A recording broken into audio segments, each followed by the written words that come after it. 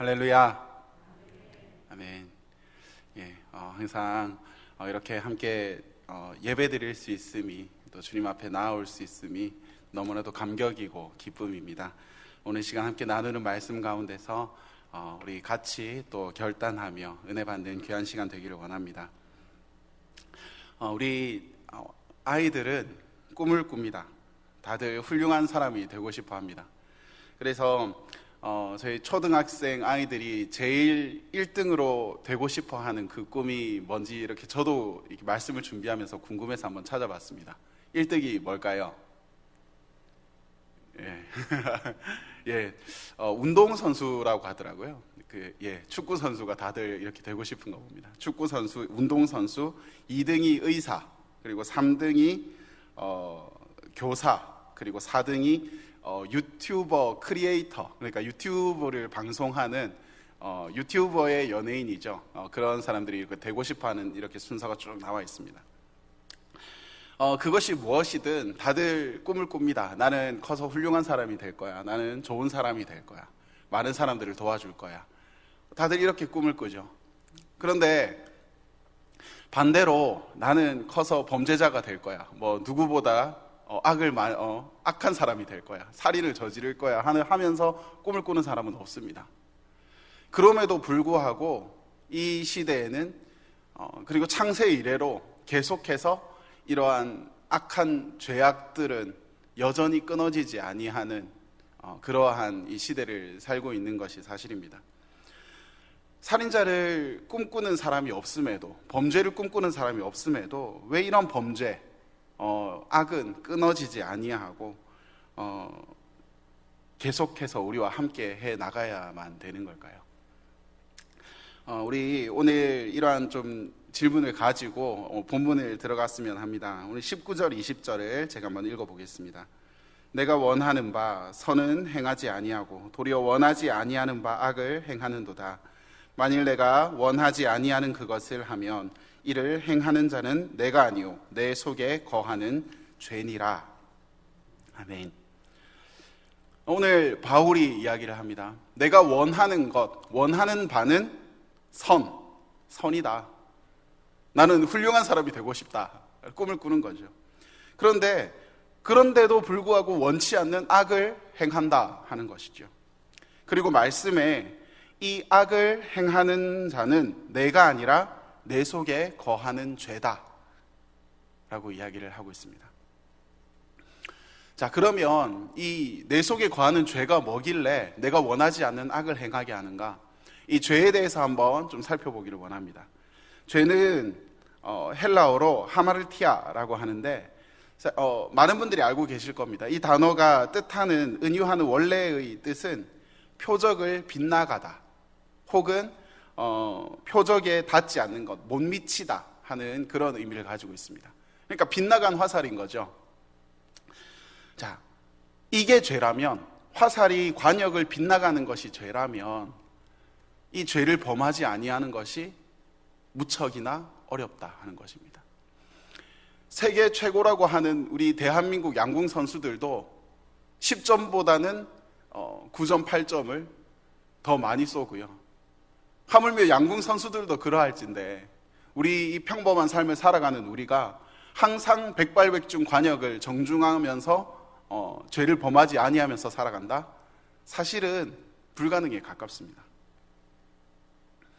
사도 바울 역시 이러한 고통을 겪습니다. 사도 바울은 진실합니다. 나는 분명히 하나님의 법을 사랑하는데, 나는 예수님을 정말 인격적으로 만났고 예수님을 위해서 목숨을 걸었는데, 그래서 내 평생 예수님 전하다가 죽을 건데, 그리고 지금도 그렇게 살고 있음에도 불구하고 왜 이렇게 내 속에는 여전히 내 지체 속에 한 다른 법이 있어서 내 마음의 법과 싸우고 있나? 왜 이 죄의 법은 여전히 나를 사로잡고 있나? 오늘 괴로움에 몸부림치는 것이 오늘 로마서의 본문인 것이죠. 22절, 23절입니다. 내 속사람으로는 하나님의 법을 즐거워하되 내 지체 속에서 한 다른 법이 내 마음의 법과 싸워 내 지체 속에 있는 죄의 법으로 나를 사로잡는 것을 보는도다. 분명히 내 마음은, 내 진심은 하나님의 법을 즐거워한다고 하는데, 그런데 왜 이 다른 법이 계속해서 나를 육으로 끌고 가고 나를 이 죄로 넘어뜨리고 나를 힘들게 하는가? 이전에 우리 담임 목사님께서도 비슷한 예화를 든 적이 있습니다. 우리 검은 개하고 흰 개 두 마리가 있습니다. 검은 개하고 흰 개가 싸웠어요. 누가 이길까요? 예, 힘이 센 놈이 이깁니다. 힘이 센 놈이. 그러면 중요한 것, 검은 개가 힘이 셀까요? 흰 개가 힘이 셀까요? 예, 잘 먹은 놈이 힘이 셉니다. 그런데 우리 직관적으로 좋습니다. 이 흰 개를 하나님의 법이라고 하고, 그러면 이 까만 개를 내 지체 속에 있는 죄의 법이라고 합시다. 혹시 검은 개를 키우시는 분들 오해 없으시기 바랍니다. 절대 그런 뜻은 아니고요. 그러면 우리가 흰 개를 키워내야 되는데, 흰 개에게 먹이를 줘야 되는데, 자, 흰 개, 검은 개가 있으면 흰 개에게 먹이를 주면 되지 않느냐? 근데 그렇게 간단한 문제는 아니더라고요. 흰 개를 키우기 위해서는, 흰 개에게 먹이를 주기 위해서는 일단 흰 개가 좀 까탈스럽습니다. 그래서 자기가 원하는 좋은 양지 바른 곳까지 이렇게 먹이를 들고 가야 됩니다. 그리고 이놈 밥그릇은 깨끗하게 씻어줘야 되고, 그리고 음식을 잘 요리를 해서 담아줘야 됩니다. 그러면 이 녀석이 먹습니다. 그렇게 하지 않으면 도통 먹지를 않아요. 그런데 이 까만 개는 참 잘 먹습니다. 그냥 이거를 어떡하지 줄까 말까 들고만 있어도 한눈 파는 사이에 휙 낚아채가 버리는 거죠. 그러니까 나는 내 마음은 흰 개를 잘 키워서 잘 성장시키고 싶은데, 나도 모르게 그냥 순간 한눈 파는 사이에, 아차하는 사이에 이 까만 개만 무럭무럭 커 가더라는 것이죠. 그러면 우리가 맞습니다. 이렇게 흰 개를, 하나님의 법을 잘 성장시켜 나가기 위해서는 끊임없이 노력해야 되고, 결심을 해야 되고, 수고를 해야 되고, 그리고 결과적으로는 큰 결단이 필요할 때가 많습니다. 아니면 너무나도 쉽게 이 육의 법을, 죄의 법을 따라가 버리는 것이 인간의 본성이고 심성이더라는 것이죠. 어떻게 해서 그러면 이 죄를 극복할 수가 있겠습니까? 지름길은 없습니다. 그것이 어쩌면 가장 정답에 가까운 이야기일 것입니다. 베드로전서 2장 11절을 보면, 우리 함께 읽겠습니다. 베드로전서 2장 11절입니다. 사랑하는 자들아, 거류민과 나그네 같은 너희를 권하노니 영혼을 거슬러 싸우는 육체의 정욕을 제어하라. 아멘. 육체의 정욕을 제어하라 라고 말씀합니다. 어제 그 기도의 삶 성경 공부 시간에 제일 첫 번째 나누었던 것이 무엇이 영의 것이고 무엇이 육의 것인지를 나누는 것이었습니다. 참 그렇습니다. 우리가 아차하는 순간 그냥 육의 길을 따라갑니다. 그런데 말씀은 분명히 육체의 정욕을 제어하라. 너희가 애를 쓰라. 너희가 관심을 기울이고 노력을 하고 결단을 하라 라고 분명히 명령하고 계시는 것이죠. 이렇게 어려운 길을 우리가 정말 힘써서 끝까지 싸워야 한다는 것이죠. 이렇게 힘이 듭니다. 그럼에도 불구하고 계속해서 이 싸움을 해갔더니 바울이 깨닫는 것이 있습니다. 그것이 오늘 8장의 내용입니다. 우리 8장 1절 함께 읽겠습니다. 그러므로 이제 그리스도 예수 안에 있는 자에게는 결코 정죄함이 없나니. 아멘. 예수님을 진짜 잘 믿으면 이 정죄함이 없답니다. 정죄함이 없다 하는 것은 첫 번째로 죄를 짓지 않아서 정죄함이 없다? 아닙니다. 그러면 두 번째, 죄를 지었는데 정죄함이 없다, 죄에 무감각해진다 하는 것은 더욱더 아닙니다. 그러면 무엇에 우리가 집중해야 하느냐? 예수 안에 있으면 정죄함이 없다 했습니다. 예수님의 안에 거하는 것. 그럼 이것이 가장 중요한 키워드라는 것인데, 예수 안에 거하는 것이 무엇인가 하는 것입니다. 상상을 해봅시다. 예수님 안에 거하는 것. 어느 개미 종류는 썩은 나무 안에 이렇게 알을 까고 집을 짓습니다. 그리고 그 개미가 부화를 하면 그 썩은 나무를 이렇게 갉아먹으면서 커나가고, 그리고 갉아먹은 그것이 또 본인들의 개미들의 집이 되는 거죠. 그 나무둥이 자기네들의 세상이 되는 겁니다. 의식주 모든 것이 되는 거죠. 입지는 않으니까 먹는 것과 살아가는 것, 그 모든 자기의 세상이 되는 겁니다. 예수님의 안에 거하는 것이 이런 것이 아닐까요? 예수님이 내 세상이 되는 것, 예수님이 정말 내 삶의 목적이 되고 정말 궁극적인 내가 나아가야 될 방향이 되는 것.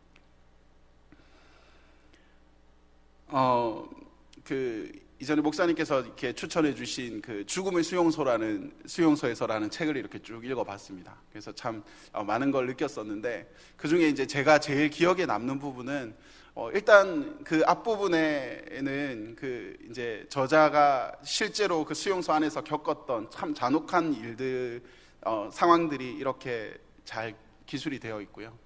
그리고 뒤를 보게 되면 그 사람이 이제 심리 상담 쪽의 그 박사님이신데, 그래서 그러한 아픔을 겪은 사람들의 그 심리에 대해서 우리가 어떻게 해나가야 될지에 대한 그런 것들이 있습니다. 그런데 거기에 이제 에고 테라피라는 단어가 나오더라고요. 에고, 그러니까 내 삶의 그 본질, 목적을 찾을 수 있는 사람은 어떠한 상황에서도 좌절하거나 낭망하지 않는다. 쉽게 말해서 정말 내 앞에서 사람들이 죽어가도 태연하게 밥을 먹습니다.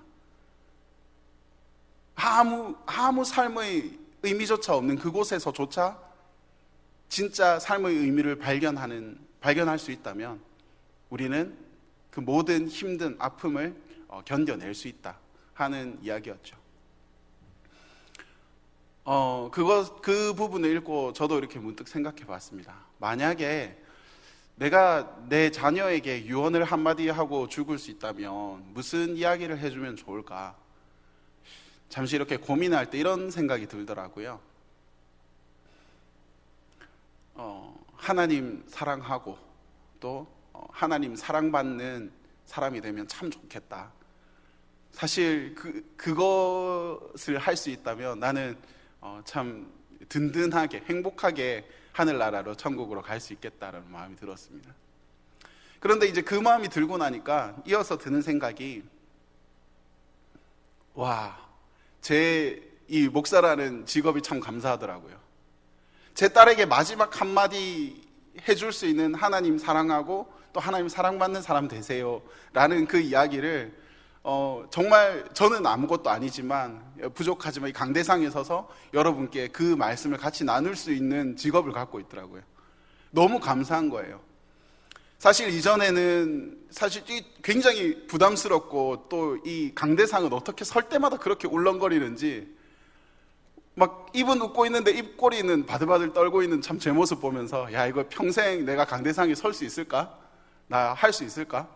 라는 두려운 마음도 있었고, 그래서 참 고민도 많았었던 시간들이 있었습니다.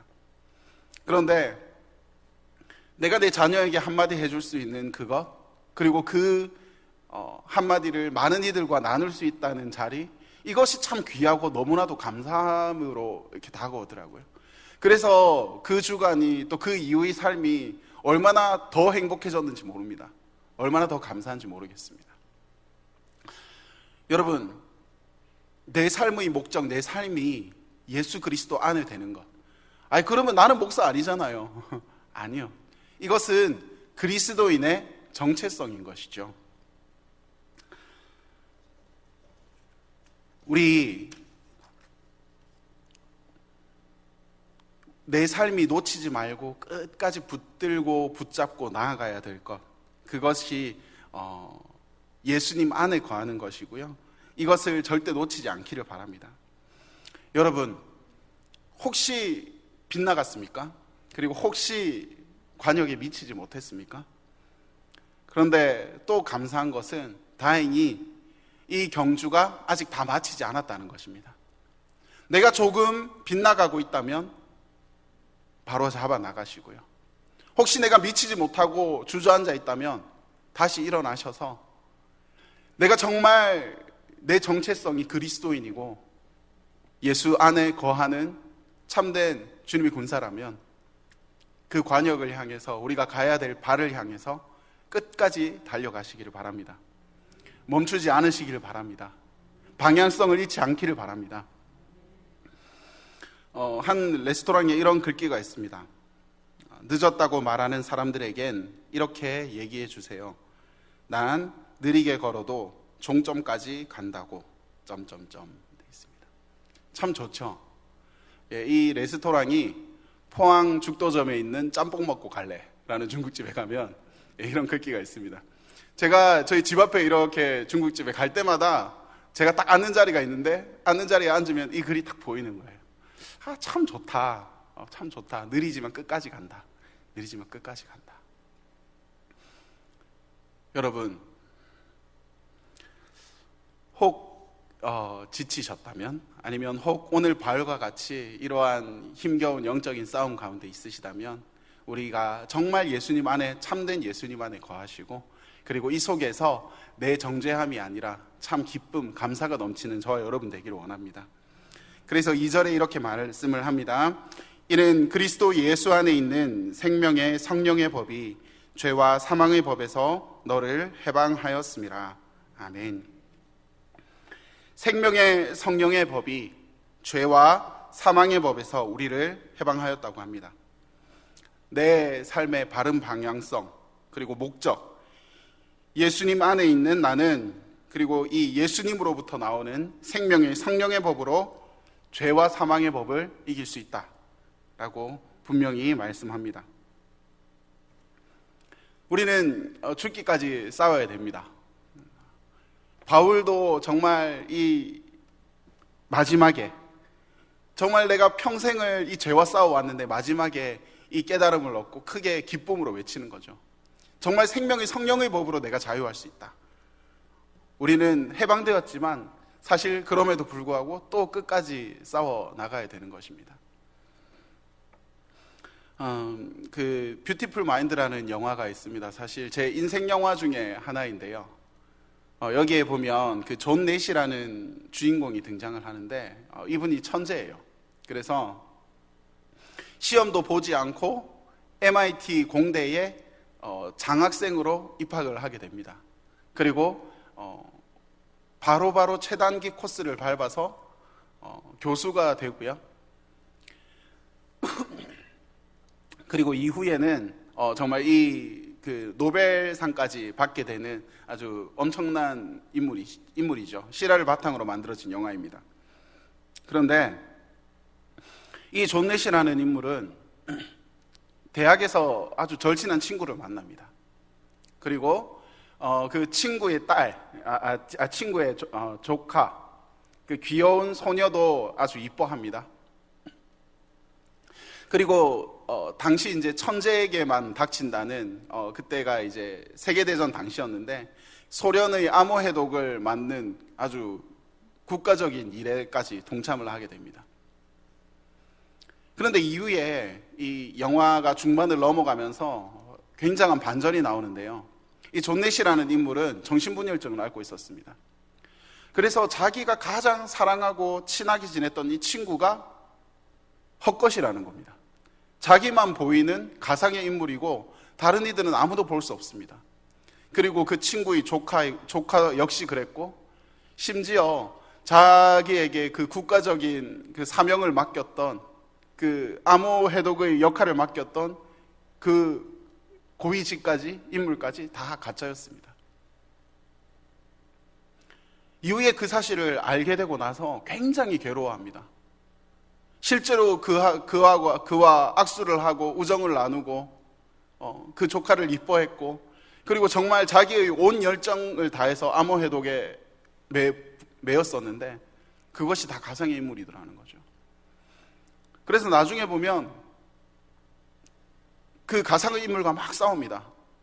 내가 지금 여기 있는데 너는 지금 무슨 소리 하는 거냐고. 그 가상의 인물이 존내시에 막 삿대질 나면서 소리를 지르면 존내시는 막 귀를 막 틀어막고, 아니라고, 너는 가짜라고, 너는 없다고, 막 그 자신과의 그 싸움이 정말 막 피눈물이 날 정도로 괴로워합니다. 그런데 그 존내시를 보고 있는 그 학교 MIT 공대 그 학생들은 자신의 교수가 완전히 미친 거죠.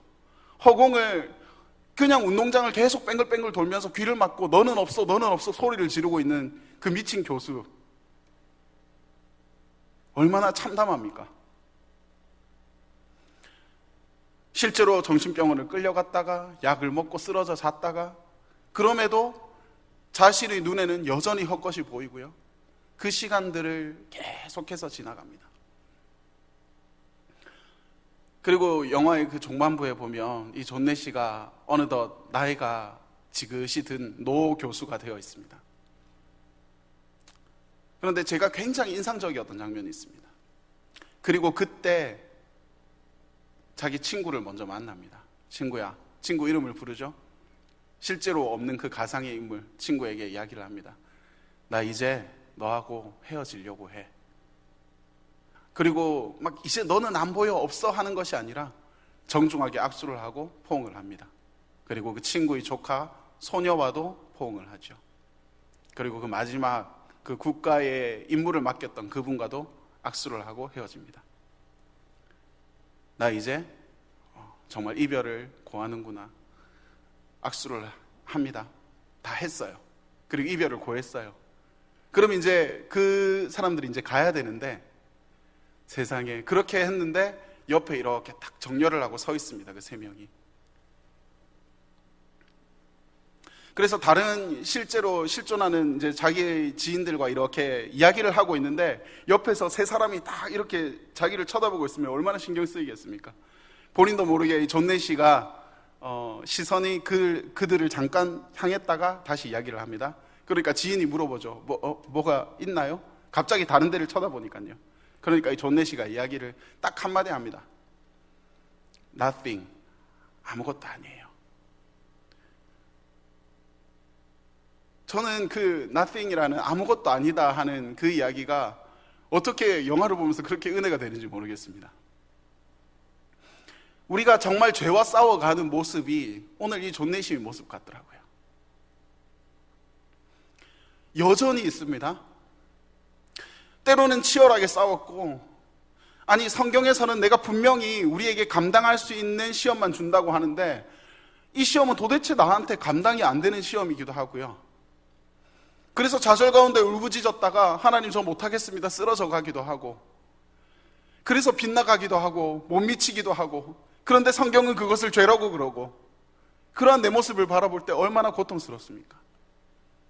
그런데 그 싸움이 한 번, 두 번, 세 번 이어져 갈 때마다, 그리고 그 시험을 한 번, 두 번, 세 번 넘어갈 때마다 우리에게 영적인 근력이 생기고 그것들을 이겨낼 힘이 생기고, 그리고 그 양궁 선수가 10점의 관역을 맞추기 위해서 10번의 화살을 쏘았겠습니까?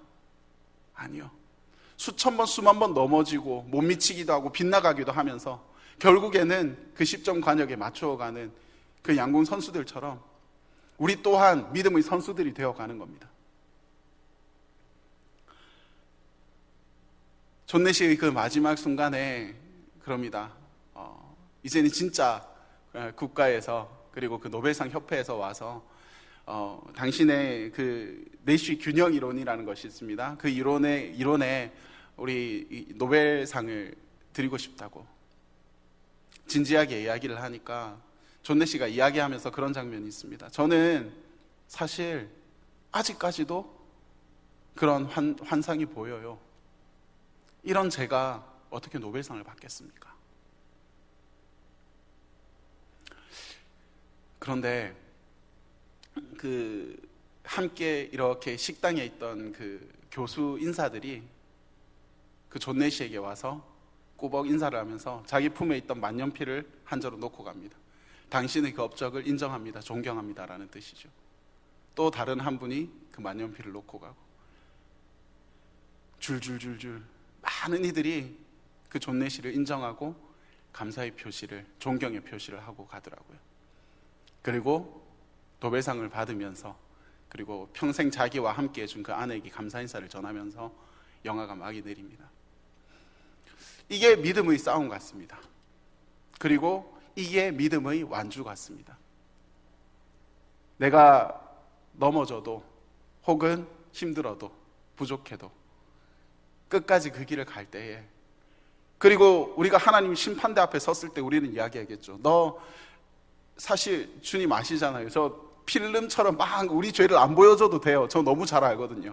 제가 언제 넘어졌었고, 언제 하나님을 원망했고, 언제 내가 쓰러졌는지.